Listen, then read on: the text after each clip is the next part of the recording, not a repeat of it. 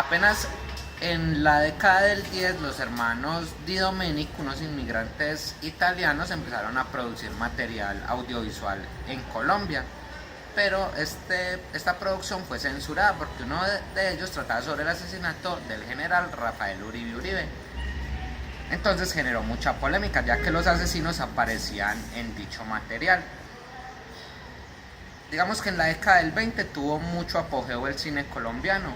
Entre las películas que se destacan fue la primera realizada en Antioquia en 1925, llamada Bajo el cielo antioqueño.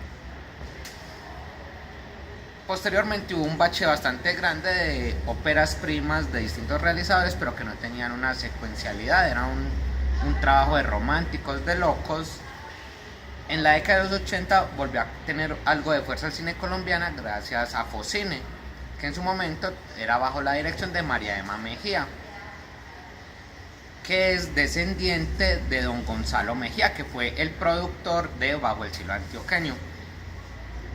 Allí, a diferencia del cine mudo colombiano, que curiosamente era realizado mucho en las ciudades, querían mostrar el progreso, entonces se veían el tranvía, se veía el tren, se veían los edificios. El cine de los 80 estuvo muy enmarcado en parajes rurales. El cine colombiano que yo conozco es a partir de la década del 90 y es con una de las obras que yo diría marcó la historia del cine en este país, que fue Rodrigo de No Futuro. Esta película está basada en unos actores naturales que en ningún momento habían pasado por la academia, no tenían formación teatral. Entonces es muy interesante ver cómo un director como Víctor Gaviria toma a unos jóvenes de la ciudad de Medellín y empieza a contar las historias de esos chicos, que se llamó La Generación Perdida. Precisamente por eso es que la película se llama Rodrigo de No Futuro, porque era una generación que estaba atravesando unas problemáticas urbanas muy fuertes. Entonces era como una mirada pesimista ante todas esas dificultades que estaban enfrentando los chicos de aquel entonces. Ya luego pudiéramos hablar de La Estrategia del Caracol, que es una de las películas más importantes del director Sergio Cabrera. Esta película ganó premios internacionales y además lo más interesante que pudiéramos decir es que es una radiografía de las expropiaciones o de las pérdidas del territorio en Colombia, que ha sido también otro problema social muy frecuente.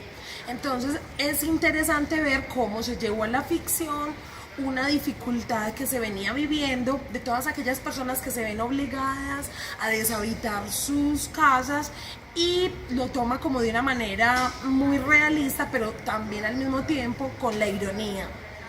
Ahí les dejo su casa y resulta que ya no había casa.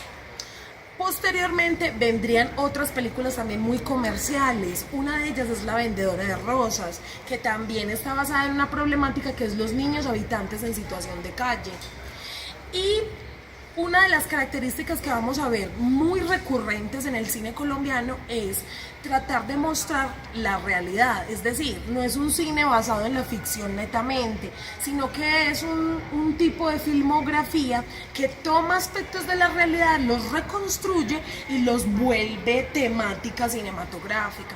Entonces vamos a encontrar que el cine va a estar muy ligado a los problemas, a las dificultades, a todos aquellos aspectos que preocupan a la sociedad colombiana. Van a ver luego unas comedias donde aparece de pronto el humor, pero un humor pues muy criollo, muy a la colombiana, un humor que es comercial, pero tampoco pues es que sea como muy trascendental, pero son más bien películas como para ir con la familia.